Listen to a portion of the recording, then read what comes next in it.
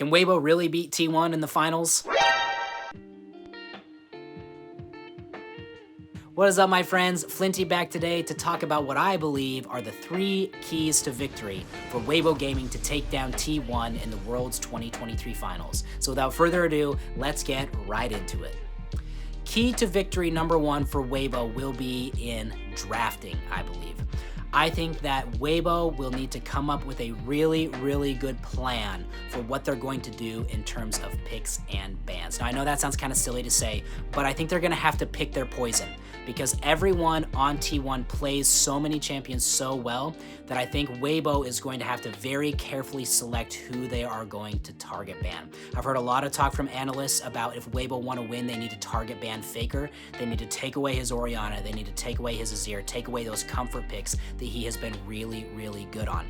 Now, if you spend all your bans on Faker, now you've got to worry about Owner on the Rel or the Jarvan or the Lee Sin, and then you've got Zeyu's top lane with Aatrox and things like that. Unfortunately for Weibo, I think their bot lane is going to get blasted no matter what they choose, at least in laning phase.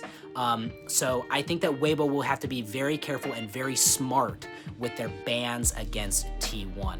Like I said, it's kind of a pick your poison type situation, and I wish Weibo the best of luck in this setting. Personally, if it was me, I would target ban Faker, get the leader of the team, get the GOAT off his comfort picks, and see if you can kind of shake it up from there.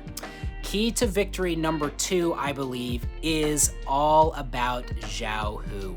Which Xiao Hu are we going to see in the finals? Are we going to see Xiao Hu in his MSI form where he's won a bunch of MSIs and he pops off and he does really well?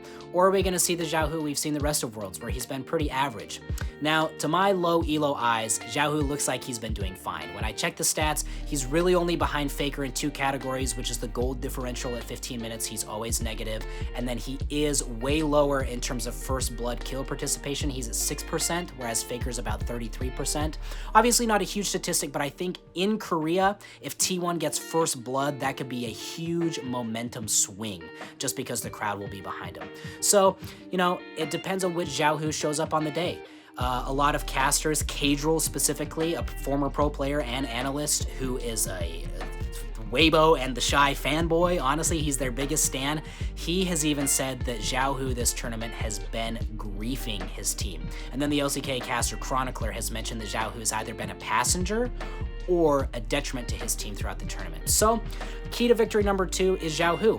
Which Xiao Hu shows up on the day? If Xiao Hu returns to form and plays as good as we know he can as one of the best mid laners in the world, I think that Weibo will have a much better chance of winning. Alrighty, and key to victory number 3, I believe, comes down to the Shy. Now, this is similar to number 2 with Xiao Hu. It's which the Shy are we going to get on the day? We've seen him run it down on Quinn. Now, arguably, that could be because of team comps and counter picks. And we've also seen him absolutely pop off on the Rumble, where he just went crazy. And like in my one video, I said he ran at everyone shouting, "Courageous Guard!" You know, obviously, that's an easy thing to say. It depends on how the Shy plays, but really, I think that the Shy is the key factor, the one most important thing for Weibo. Weiwei has been really good in the jungle all series long. Crisp in the support role is a world champion, and Light is really good when they get to late game team fights. So it depends on which Shy we're going to see. Is he going to run it down or is he going to pop off? Who knows?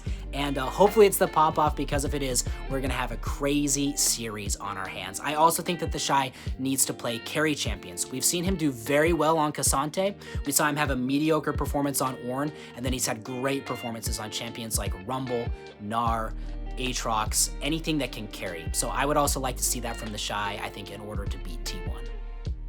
All right, my friends, so it comes back to my prediction. I am still predicting a 3-1 victory for T1 over Weibo. However, after listening to more analysis and watching more VODs and everything, I do kind of want to lean towards predicting a 3-2, because I think we haven't really even seen what Weibo Gaming can do. We don't really know how good they are. They were built as a super team that has had really high highs and really low lows and has been a little bit sporadic. So again, nothing else matters at this point. All that matters is the performance on the day. Is Xiao Hu going to show up? Is the Shy going to show up? And what are we going to do about the draft? How are we going to solve the enigma that is T1? So I think if Weibo can do those 3 things, I think it's going to be an incredible series, and I am so excited to watch. I cannot wait. Thank you all so much for watching and subscribing. Make sure to like and subscribe if you haven't already, if you enjoy this kind of content. And thank you all so much for your feedback on my last Keys to Victory video. I really appreciate it. It means a lot, and I'm gonna keep doing my best to make better videos for y'all in the future. I love you all, I appreciate you, and I couldn't do this without you, Legends. And remember, legends never die.